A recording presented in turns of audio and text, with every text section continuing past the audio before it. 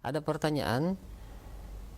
Assalamualaikum warahmatullahi wabarakatuh. Ya Ustadz, bagaimana dengan kaidah yaitu afahmu as-salaf, yaitu pemahaman salaf adalah sesuatu yang disepakati oleh para a'immah as-salaf, yaitu para imam salaf dari kaidah-kaidah dalam agama ini, walaupun itu sesuatu yang belum ada kejadiannya atau praktiknya pada zaman tersebut, namun kita tidak terhalangi untuk mempraktekannya pada zaman sekarang selama hal tersebut dibangun di atas hal yang disepakati oleh mereka, yaitu para ulama salaf.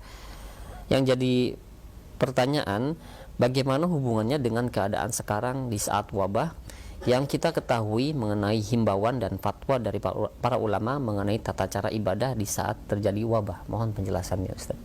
Alhamdulillah, wassalatu wassalamu rasulullah. Allahumma salli wa sallim wa barik nabi. Yang perlu kita perhatikan dalam kita beragama ini, dan ini sudah saya jelaskan di buku ini di awal-awal, bahwa dalam kita beragama yang kita ikut itu dalil. Perhatikan tuh, dalil Al-Quran dan Sunnah ala fahmi salaf. Dalil dalam kita beragama yang paling penting dalil.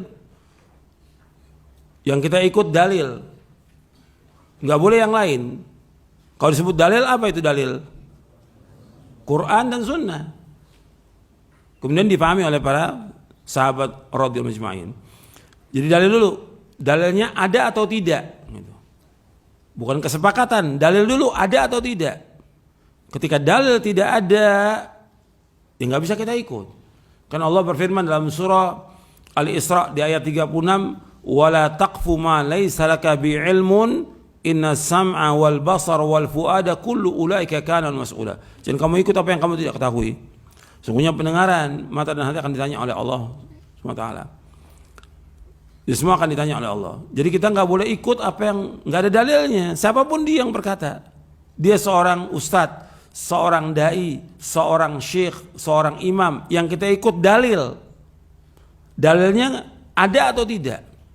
Ketika tidak ada dalil, nggak boleh kita ikut. Kan kita diwajibkan mengikuti dalil. Kalau dalil Quran dan Sunnah.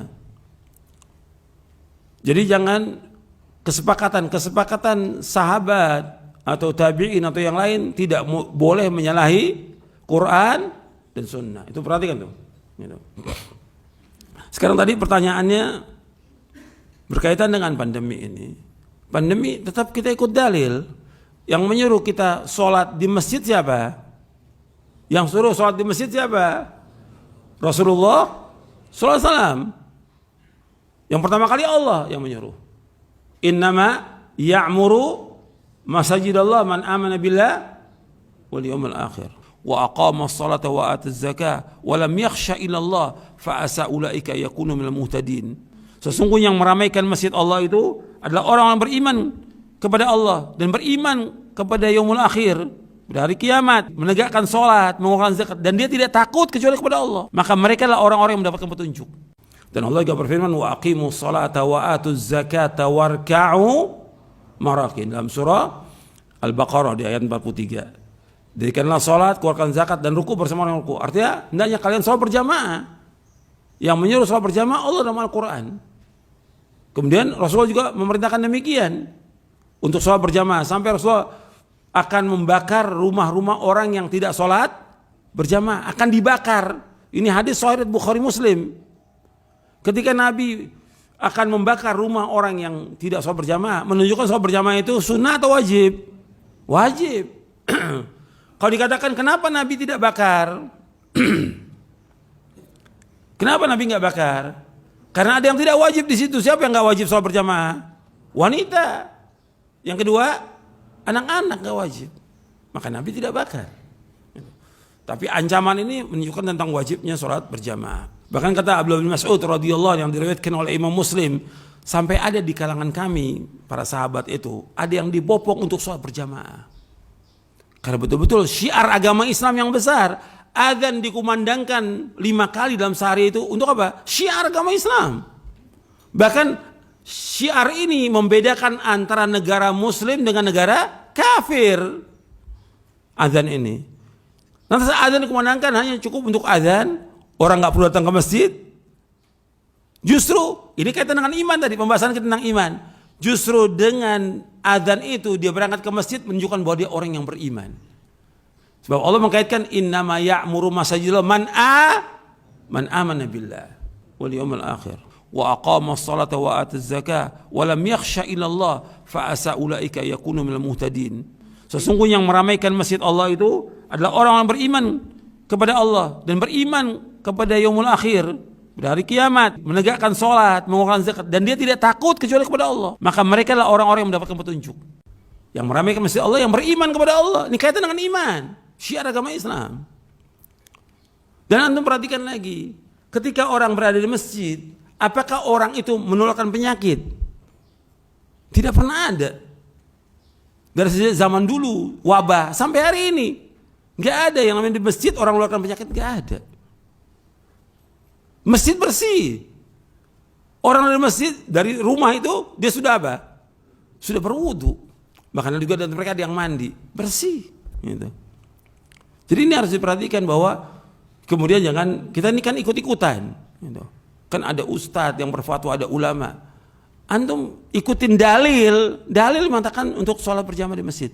Yang kedua, dalil juga menyuruh sholat itu rapat. Yang nyuruh siapa? Rasulullah SAW. Antum mau taat sama Rasulullah apa taat sama ustaz? Yang menyuruh untuk merapatkan saf siapa? Rasulullah SAW. Rasul yang suruh.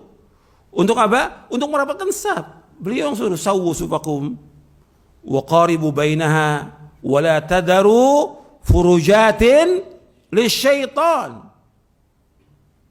Luruskan saf kalian, dekatlah saf kalian, rapatkan saf kalian, dan jangan tinggalkan celah untuk setan. Disuruh rapat. Apakah rapat ini menularkan penyakit? Tidak. Sholat yang perintahkan Rasulullah SAW. Dan antum ingat kalau seandainya nanti akan terjadi bahaya, akan membahayakan kaum muslimin, Allah akan menyampaikan yang demikian kepada siapa? Kepada Rasulullah, agar Rasul menyampaikan kepada umatnya. Ini kan gak ada. Dan Allah berfirman dalam Al-Quran, wa ma kana rabbuka nasiya. Allah nggak pernah lupa bahwa nanti akan ada di zaman yang akan datang begitu. Sebagaimana Nabi menyebutkan tentang taun, Nabi nggak pernah menyebutkan nanti kalau datang taun sholatnya di rumah. Nanti kalau datang taun safnya renggang. Ada nggak tuh hadisnya? Nggak ada. Nabi udah menyebutkan demikian. Kita kembali kepada dalil.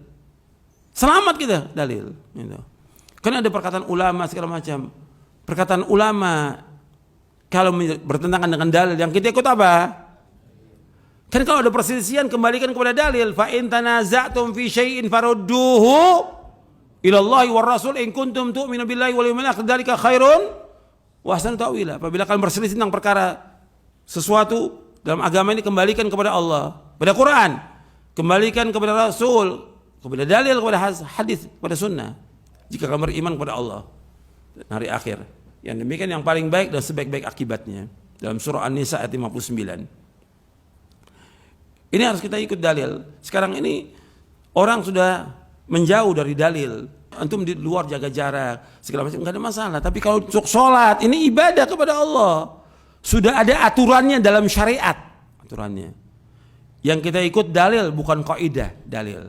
Ini penting harus diulang-ulang ini karena masih banyak yang takut. Gitu. Alhamdulillah antum lihat di masyarakat, di kampung-kampung sampai hari ini jutaan orang sudah sholat berjamaah dan rapat. Nggak ada tuh yang kena, nggak ada. Gitu. Jadi harus ingat itu. Jadi supaya kita tambah yakin dengan agama ini, yakin dengan perintah-perintah Allah Rasulnya akan membawa keselamatan. Tapi ketika orang itu melanggar perintah siapa? Ketika dia melanggar ini, saf itu renggang atau dia nggak ke masjid, melanggar perintah siapa? Perintah siapa? Perintah Rasulullah SAW. Akibatnya bagaimana? Allah sebutkan dalam surah An-Nur di ayat 63, "Falyahdharil ladzina yukhalifuna an amri an tusibahum fitnatun aw yusibahum adzabun alim." Dalam berhati-hati orang yang menentang perintahnya. Perintah siapa? Rasulullah. Akan terkena fitnah atau azab yang pedih. Kok kita takut sama yang lain, nggak takut sama Rasulullah? Mesti takut kita. Kalau kita menyalahi perintah Rasulullah, akibatnya fatal. Itu perhatikan. Dan nggak ada yang namanya orang sholat di masjid berjamaah rapat itu kemudian melakukan penyakit, tidak ada. Gitu. Itu dibuktikan di masyarakat. Jadi kenapa selalu sasarannya masjid gitu? Kok masjid? Yang seolah-olah masjid ini tempat kesalahan, tempat dosa. Mestinya kan orang menganjurkan salat ke masjid. Bahkan ada orang membuat istilah, kalau untuk di luar iya, ya untuk kantor, kerja, pasar, kendaraan, nggak apa-apa PPKM. Tapi kalau buat masjid, perbanyak pergi ke masjid, gitu kan? Mesti kan begitu. Karena apa? Karena tujuan dari PPKM apa? Tujuannya supaya apa? Berkurang kan wabah ini, berkurang penyakit ini. Mesti perbanyak ke masjid supaya apa? Kaum muslimin berdoa agar Allah mengangkat wabah dan bala ini. Berlomba-lomba datang ke masjid agar Allah angkat. Berdoa kaum muslimin dalam sholatnya, berdoa dalam sujudnya agar Allah angkat wabah ini. Dianjurkan ke masjid. Itu harus ingat tuh. Justru orang di saat wabah, di saat musibah, di saat bencana berbondong-bondong ke masjid. Dan antum lihat setiap ada kejadian apa-apa, mesti yang diselamatkan oleh Allah masjid. Ketika tsunami di Aceh, yang Allah selamatkan apa? Masjid. Berarti tempat itulah tempat orang bersujud kepada Allah untuk minta kepada Allah. Agar apa? Dihilangkan bencana dan wabah ini. Bukan orang disuruh untuk di rumah. Bukan nggak ke masjid. Ke masjid anjurkan. Mesti para ustadz menganjurkan semangat orang ke masjid. Jangan ditakut-takuti, jangan. Ke masjid. Dan alhamdulillah sampai hari ini orang yang sholat di masjid nggak ada yang nular. Nggak ada yang kena. Kalau kena juga, ya memang sudah waktunya dia kena. Bukan karena dia masjid. Gitu. Memang Allah sudah takdirkan. Jadi ini harus perhatikan yang seperti ini supaya kita ini tidak suudzon kepada masjid. Kok masjid? Kenapa dia nggak bicara soal pasar? Soal keramaian tempat yang lain, soal orang yang demo, soal yang segala macam lah. Kok kenapa masjid jadi sasaran? Kenapa masjid? Justru tempat ini, tempat yang diredoi oleh Allah dari semua tempat yang ada di muka bumi, Allah yang paling redho kepada masjid. Yang Allah benci apa? Pasar. Itu nas, hadis yang sahih riwayat Muslim. Anjurkan orang ke masjid, berdoa kepada Allah agar Allah angkat wabah ini. Itu yang harus benar itu. Bukan kemudian orang dilarang ke masjid dengan fatwa ulama, dengan fatwa ini, dalil yang harus diikut. Ini agama yang kita ikut dalil Quran dan Sunnah al-Fahmi salaf, bukan yang lain. Ini harus kita pegang ini. Ini agama. Mestinya dia menganjurkan orang kepada kebaikan, menganjurkan orang untuk berani, menganjurkan orang untuk mendekat kepada Allah, bukan tambah jauh. Allah akan tanya di hari kiamat nanti tentang perbuatan dia. Banyak orang nggak sholat sekarang ini gara-gara mereka, gara-gara para ustadz ini nggak sholat ke masjid. Apa nggak dosa dia? Mestinya dianjurkan orang ke masjid, perbanyak pergi ke masjid supaya Allah hilangkan wabah ini. Tujuannya bagaimana hilang wabah ini? Istri antum sakit di rumah nggak ada masalah, tapi untuk masjid, tempat yang diredhoi oleh Allah SWT. Itu ingat. Dan juga kepada bangsa ini juga lihat bagaimana sejarah umat Islam merdeka ini dengan kumandang takbir, dengan doanya mereka di masjid, Allah merdekakan bangsa ini dari penjajahan. Itu harus ingat tuh. Justru umat Islam punya jasa kepada negara ini. Anjurkan mereka masjid dan buka masjid untuk ibadah kepada Allah. Jangan ditutup masjid ini. Berikan semangat kepada orang untuk ibadah kepada Allah. Sebab dengan dekat mereka kepada Allah, Allah hilangkan wabah ini. Tutup tempat maksiat, tutup tempat maksiat. Tempat maksiat, tempat syirik tutup. Tapi masjid buka untuk ibadah kepada Allah. Ini akan Allah angkat wabah ini insya Allah.